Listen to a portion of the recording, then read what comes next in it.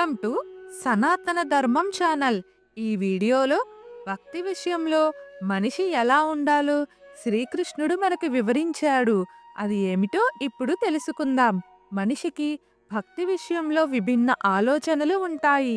తను చేసే పనులలో ఎంతో భక్తి ఇమిడి ఉందని అనుకుంటాడు. భక్తి పేరుతో తన స్వార్థం వ్యక్తం చేస్తాడు.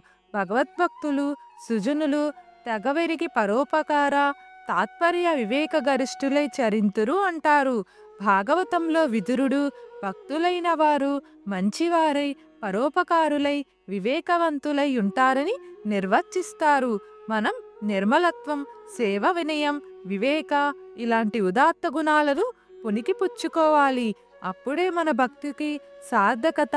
అలా కాకుండా కోరికల పుట్టల్లా మారి కోవెలలంటే కేవలం కోరికలు తీర్చే కొంగు బంగారంలాగో పాపాలని ప్రక్షాళన చేసుకునే పుష్కరిణులలాగో భావిస్తే మనల్ని మించిన అమాయకులు ఇంకెవ్వరూ ఉండరు. దైవ దర్శనం మనలో ధార్మికతను, శీల సంపదను ఇనుమడింప చెయ్యాలి. ఆలయానికి వెళ్ళిన ప్రతిసారి మన అంతరంగంలోని మాలిన్యం ఎంతో కొంత ప్రక్షాళన చేసుకోవాలి. మనల్ని ఆ భగవంతుడితో పోల్చుకుంటూ ఆయనను మనలో ప్రతిష్ఠింప చేసుకుంటూ ఆ దైవత్వాన్ని మనం ఆవాహన చేసుకోవాలి. అందుకే మహమ్మద్ ప్రవక్త ఖురాన్లో ప్రళయ దినాన ఆ దేవుడి విశ్వాసి కర్మల త్రాసులో తూచే వస్తువుల్లో అత్యంత విలువైనది, బరువైనది అతని నైతిక ప్రవర్తనే అంటారు. ఇలా మనల్ని మనం ప్రతీకరించుకోవాలని అన్ని మతాలు చెబుతున్నాయి. ఆధునిక తరంలో సిద్ధాహారం కోరుకుంటున్నాం, మహిమల మైకంలో పడిపోతున్నాం.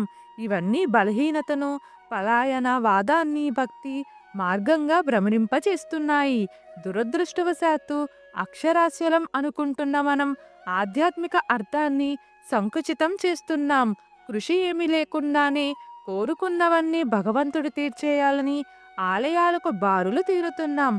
ఆ భగవంతుడితోనే లావాదేవీలు జరుపుతున్నాం. ఫలితంగానే నేడు సమాజంలో దేవుడి పేరుతోనే దాష్టికాలు, ఆ భగవంతుడి కృపాకటాక్షాల కోసం కూడా అడ్డదారులు అన్వేషించడం అనుచితం.